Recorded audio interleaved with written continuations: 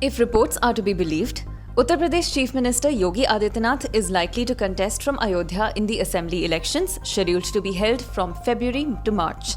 The process for ticket distribution within the ruling Bharatiya Janata Party has begun, and the word is that the firebrand leader will be fielded from Ayodhya to emphasize on the party's Hindutva plank as per people who know the matter.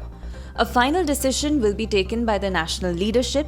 The BJP's Central Election Committee, which includes the Prime Minister Narendra Modi, Party Chief JP Nadda, Home Minister Amit Shah, and other top leaders, is expected to meet soon. The BJP's Core Committee on Uttar Pradesh, which includes Adityanath, met in New Delhi on Tuesday to discuss possible candidates for the assembly elections. A party functionary quoted by a media outlet said the issue of saffron-clad Adityanath's candidature from Ayodhya came up for discussion at the meeting. Many believe it would be BJP's ultimate message to a core vote bank.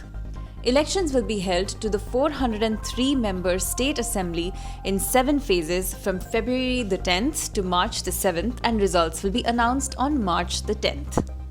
BJP Rajya Sabha member Harnath Singh Yadav had earlier written to party president JP Nadda to field Yogi Adityanath from the Mathura Assembly constituency.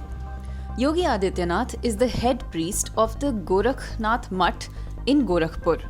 Adityanath is a member of the Legislative Council, but it did not contest the assembly elections 5 years ago, as at that time he was still the BJP MP from Gorakhpur.